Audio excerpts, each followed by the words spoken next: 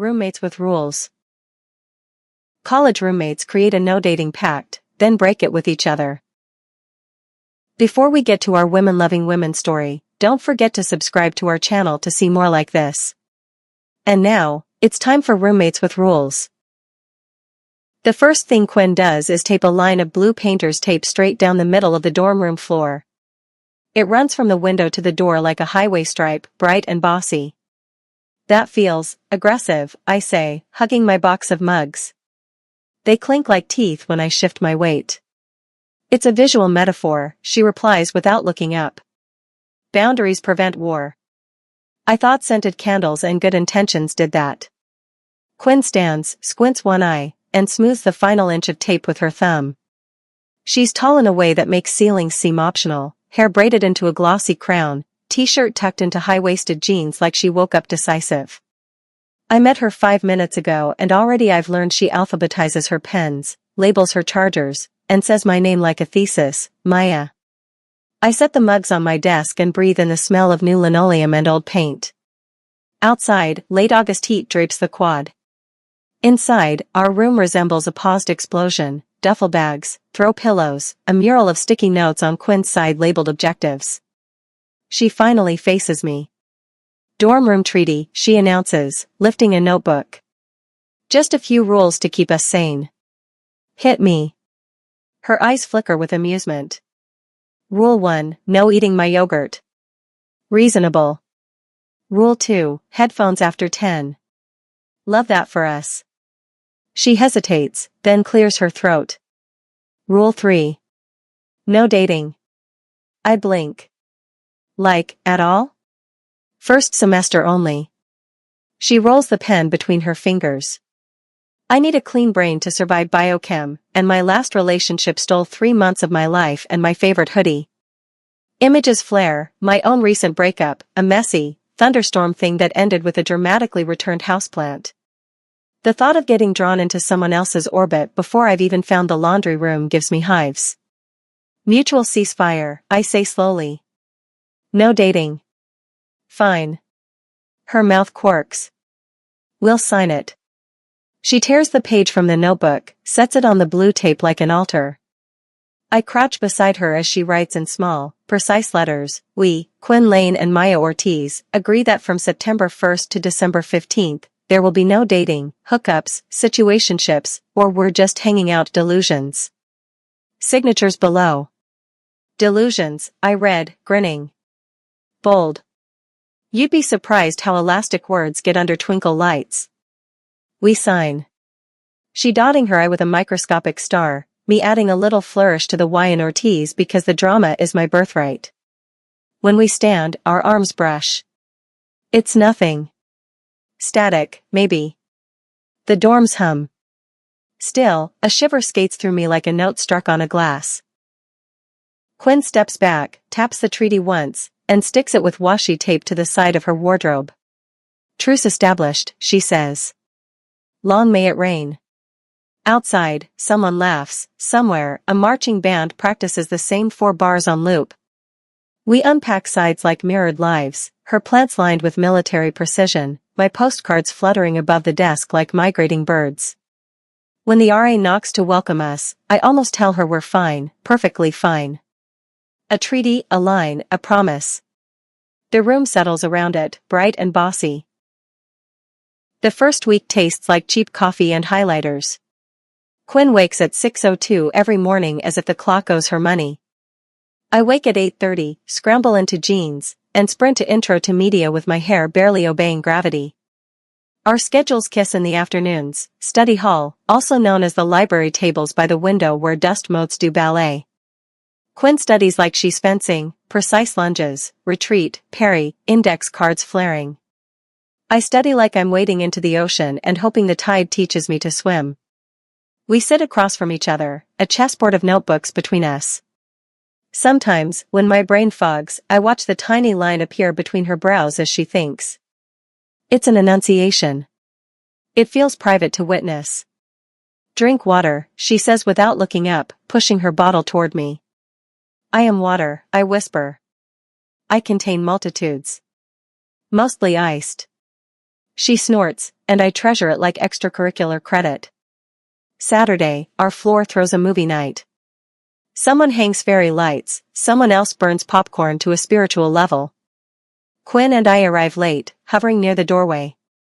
A girl with glitter eyeliner shoulders through the crowd and hands Quinn a cup. "I'm Tessa," she says, bouncing. "You're in my lab, right?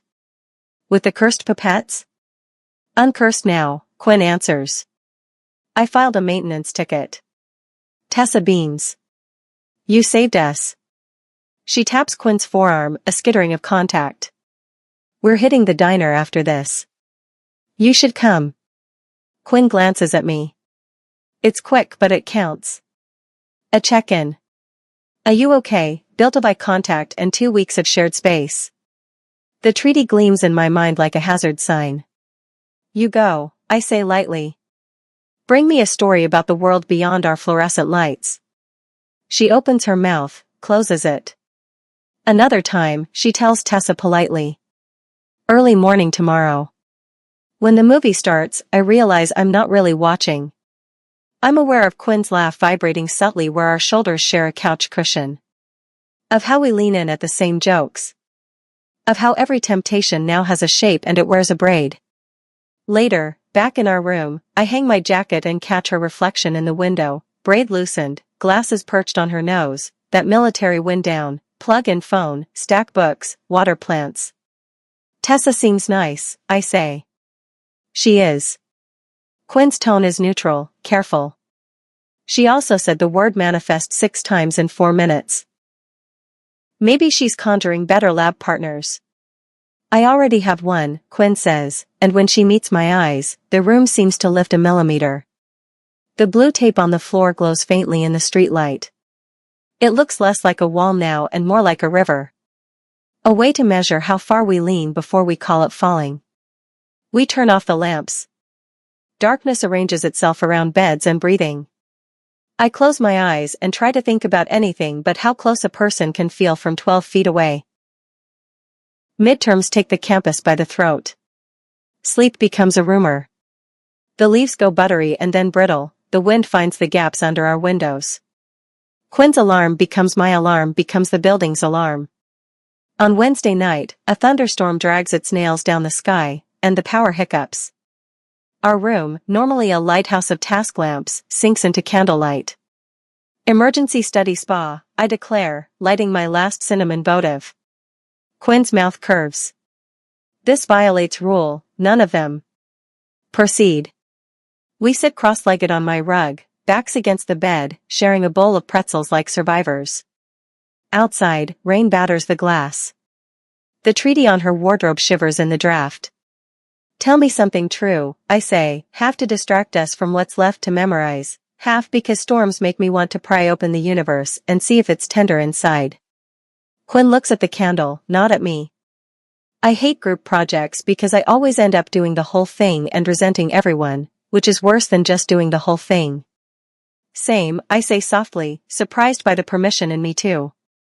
Also, I still don't know how to fold a fitted sheet. "Don't tell the adult police." She laughs. The candle catches the warmth in her face. "Your turn." "Okay."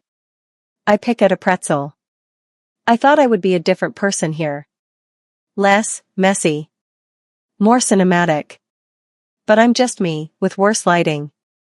"Cinematic is overrated," she says. "You're precise, actually. With people." I raise an eyebrow. "Precise?" "You notice when someone needs water," she says, nodding at the bottle beside me. "Or when the table's too wobbly for the person sitting there to concentrate. You make tiny adjustments to help." The compliment lands like a hand on the back of my heart, steadying. "Thank you," I murmur, and then, because I want to be brave, "Tell me something true again." She inhales. The candle gutters, regains itself. "Gran taught me to braid," Quinn says. She used to say the trick is not to pull. Just lay one piece over another and trust the tension will hold. I'm looking at her braid when the building's power surges back. The overhead light slams on. We blink at each other in sudden brightness. I should keep going, she says, a little too briskly, gathering her notes. Same. I blow out the candle, the room exhales. She stands, and the whiff of cinnamon follows her like a thought. Hours later, when my brain finally mutinies, I stumble to the sink to brush my teeth. Quinn's there already, leaning against the counter, eyes unfocused, glasses gone. Without the armor of detail, lists, lamps, tidy stacks, she looks younger and somehow truer. You okay? I ask around toothpaste. She nods. I will be. We watch ourselves in the fogged mirror, two outlines in a room that has learned our names. The blue tape on the floor isn't a river tonight. It's a bridge we keep pausing on, looking down at the water. Good night, Maya, she says. Good night, Quinn. My name in her mouth is a star pried loose from the sky. I carry it to bed like contraband. The no dating pact becomes campus lore in our friend group. Malik from floor 3 calls it the romantic demilitarized zone. Hannah from down the hall places bets on which of us will cave first. To someone else, she clarifies hastily, not to each other, because that would be chaos. Chaos, I think, stirring my coffee. Or clarity. We make it hard on ourselves, accidentally. We cook together most Sundays, improvising meals in the communal kitchen where the stove leans slightly left and the knives are forever blunt. Quinn chops with terrifying precision, I season by smell. Once, she brushes a smear of pesto from my cheek with her thumb, and my pulse ricochets off the cabinets like a trapped moth. We go to the farmer's market and argue amiably about apples like an old married couple with unresolved philosophical differences.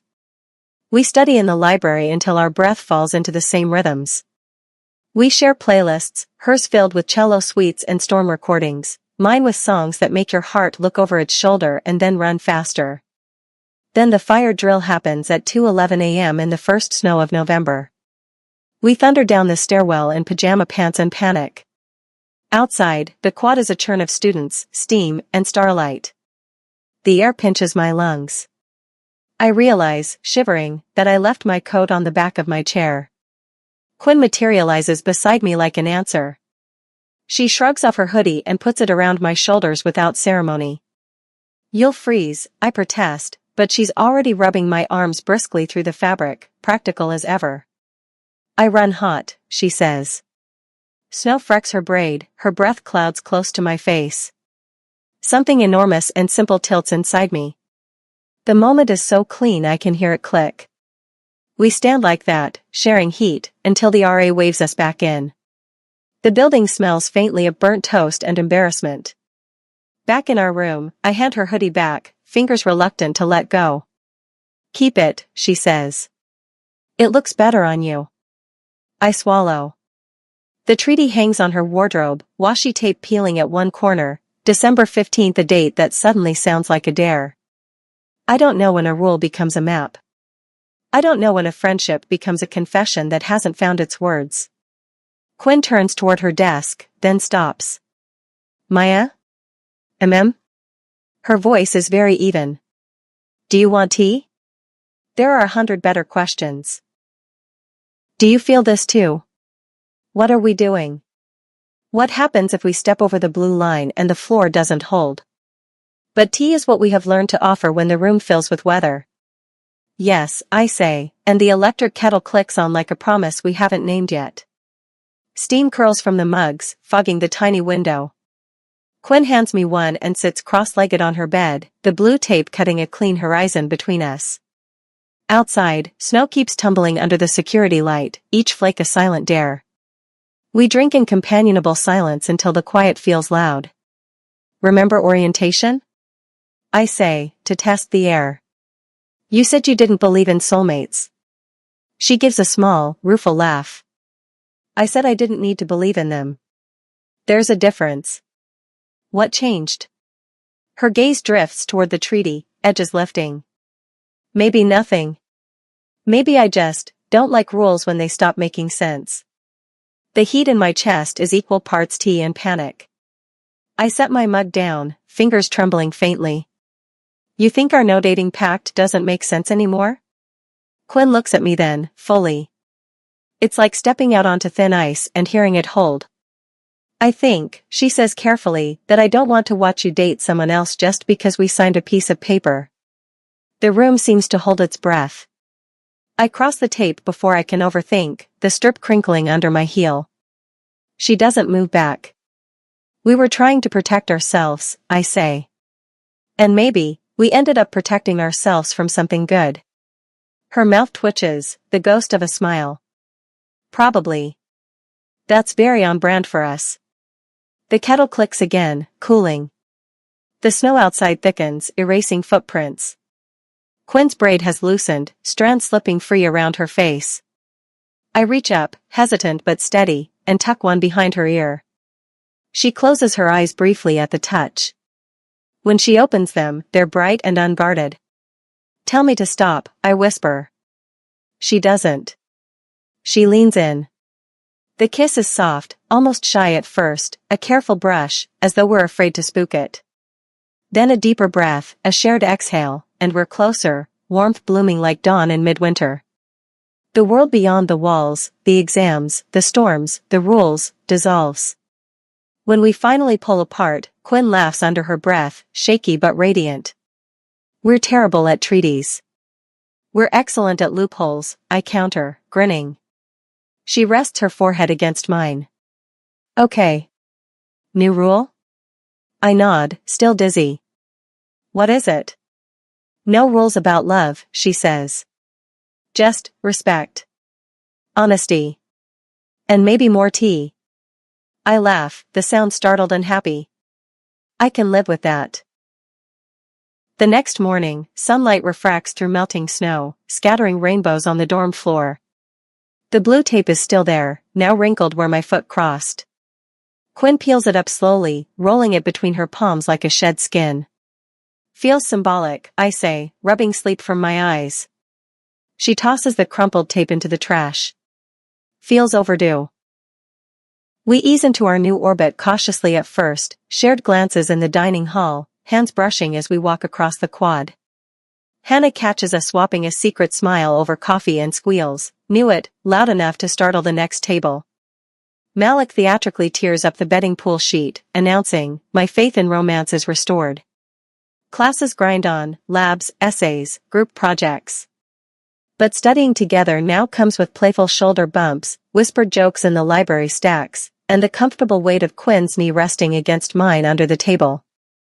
Small, ordinary intimacies that feel extraordinary because they're ours. One snowy evening in December, we join the campus crowd to watch the tree lighting on the quad. Strings of lights flash to life all at once, and the crowd gasps. Quinn's hand finds mine inside my coat pocket, fingers lacing through like it's the most natural thing in the world. It is. I used to think college was about grades, she murmurs, voice nearly lost in the cheers.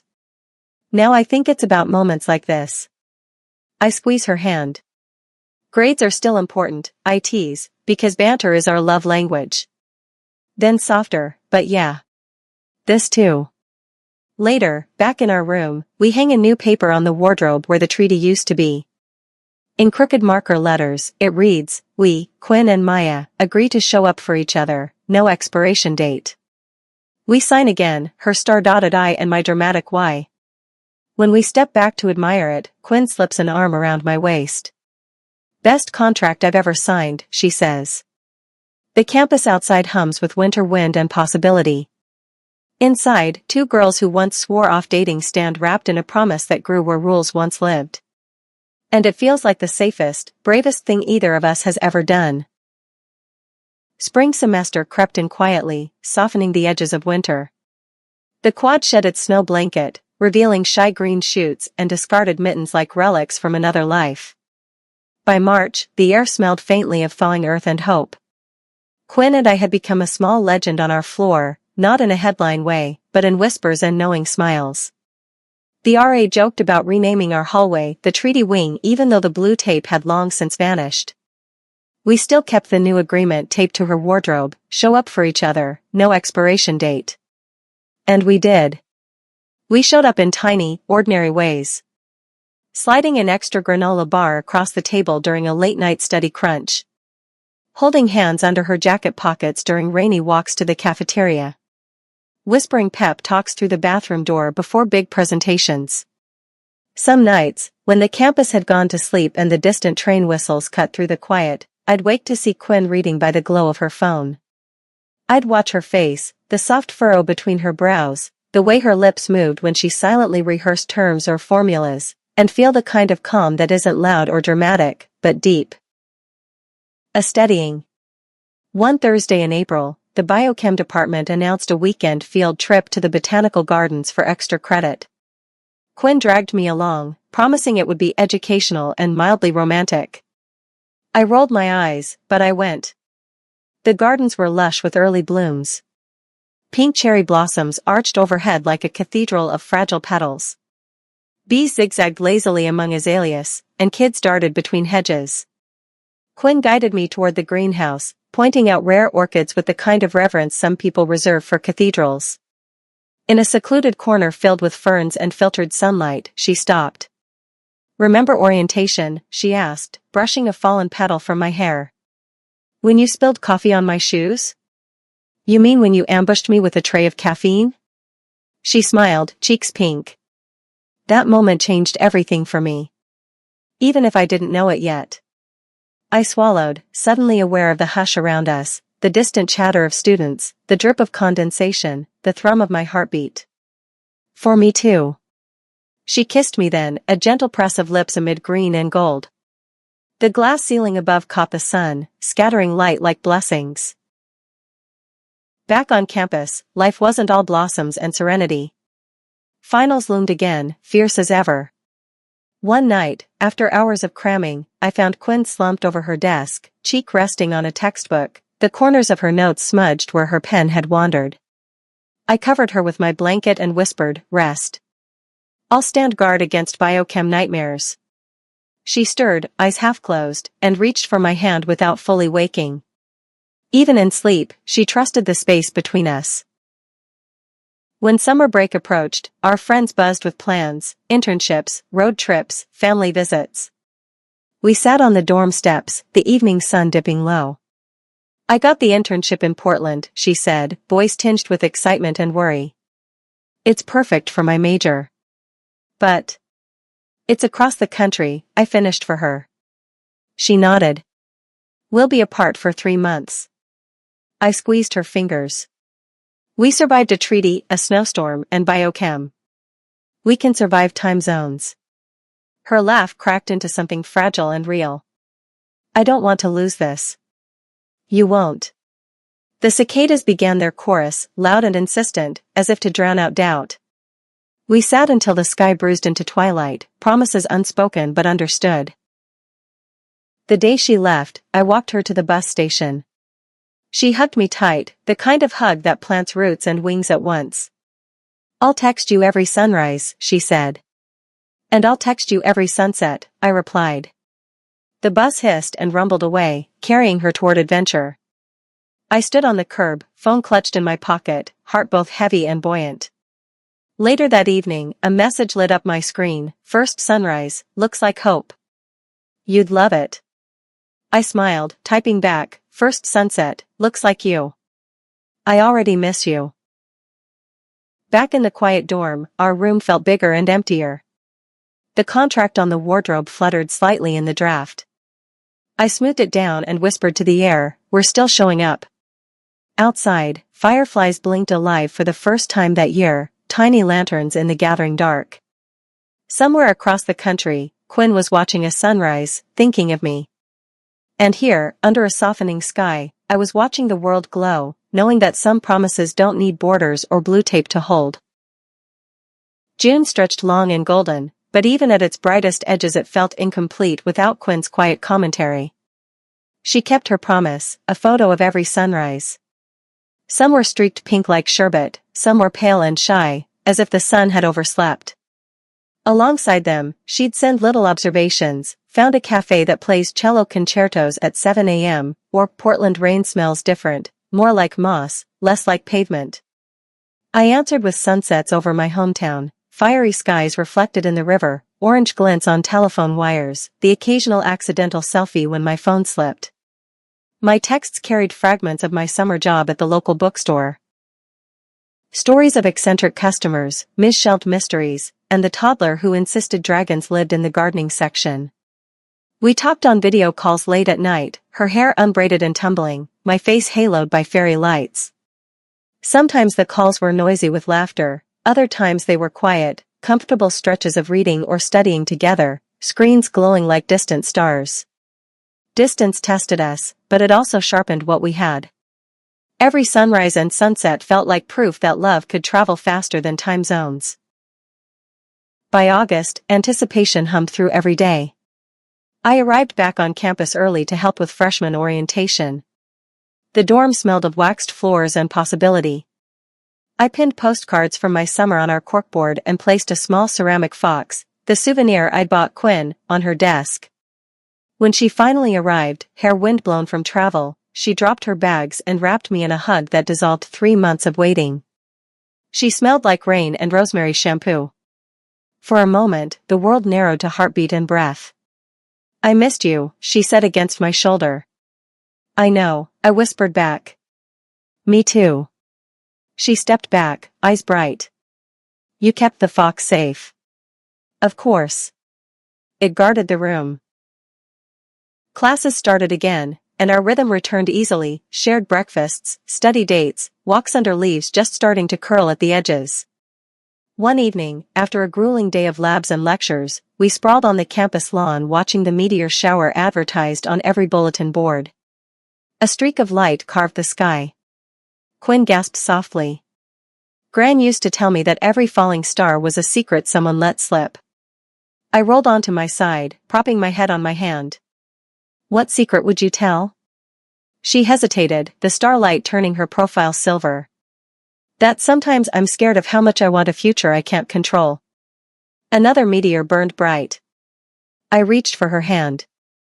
"Then here's my secret, I don't need control. I just need to know who I want standing next to me while the universe does its thing." Quinn turned to me, smile trembling but sure. "And who's that?" "You," I said simply. The night carried our laughter across the dark fields, weaving it with the hiss of crickets and the faint hum of distant traffic. As autumn deepened again, we hung a second piece of paper beside our contract. In thick marker letters, we, Quinn and Maya, vowed to chase the sky together, sunrises, sunsets, and everything in between. Underneath, we left a blank space for future dates and places. And when the first snowflake of the new winter drifted past our window, it caught on the edge of the paper like a tiny promise, ready to be collected. The blue tape was long gone, but the bridge it had once symbolized was still there, stronger now, wide enough for two. By late winter of sophomore year, life had grown more complicated. Internship applications, looming major declarations, and a sudden phone call from Quinn's mom about her grandmother's declining health. Quinn packed in a rush, stuffing sweaters and lab notes into a duffel while I stood helplessly by the door. "She was the one who taught me to braid," she said quietly, voice fragile as sponge sugar. "I need to be there." "I'll cover your lab shift," I offered. "Text me as soon as you get there." On a snowy Saturday, I took the late bus to her hometown, clutching my overnight bag. The hospital smelled of antiseptic and overcooked broccoli. Quinn's shoulders slumped as she saw me in the corridor, and for a long moment she just held on to me, silent. That night, we sat beside her grandmother's bed, braiding and unbraiding strands of yarn together to keep our hands busy while the old woman dozed. The quiet between us was a kind of prayer. When her grandmother passed 2 days later, Quinn broke in the stairwell, sudden, harsh sobs muffled against my coat. I held her until she steadied.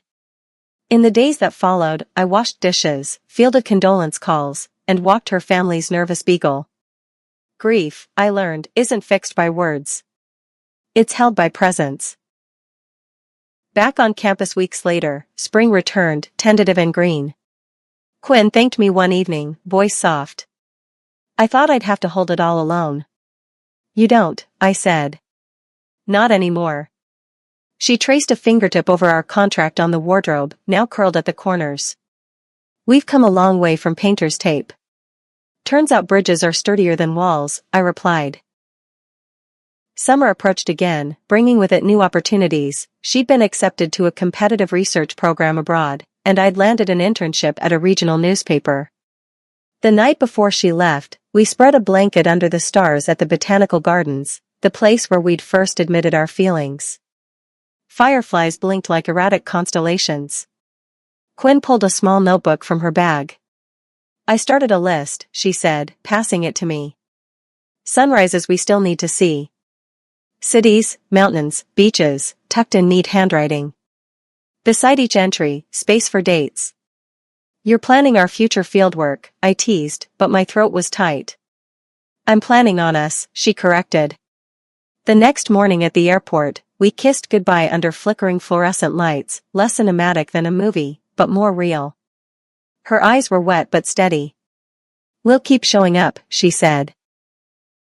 Months slipped by in postcards, video calls, and stolen hours across time zones. When she finally returned, we met on the campus lawn under a sky that smelled of cut grass and possibility. She dropped her suitcase, ran to me, and the world narrowed to a single point of gravity. That evening, surrounded by friends in the dorm common room, Quinn held up our faded contract and grinned. Reminder, no expiration date. We tacked the paper back on the wardrobe, now joined by photos, sunrises from Spain, sunsets from my summer road trip, the two of us at the Botanical Gardens smiling like we'd known all along. Epilogue. Years later, after graduate schools and first jobs and a tiny apartment filled with mismatched mugs, we found ourselves unpacking boxes in a sunlit kitchen. Quinn stuck the old contract to the refrigerator with a chipped Fox magnet. The edges were frayed, the ink fading, but the words were still clear. She caught me looking and slipped her arms around my waist. Still the best thing we ever signed. Outside, morning light spilled across the city, bright and bossy as the blue tape we'd once trusted to keep us safe. We'd outgrown the line on the floor, but not the lesson it taught us. Boundaries can be bridges if you let them. And some promises, the quiet, steady ones, don't need to be rewritten to stay true. Hand in hand with my wife, we watched another sunrise bloom, a familiar signal between us that love, like the sky, only gets wider the further you chase it. The end.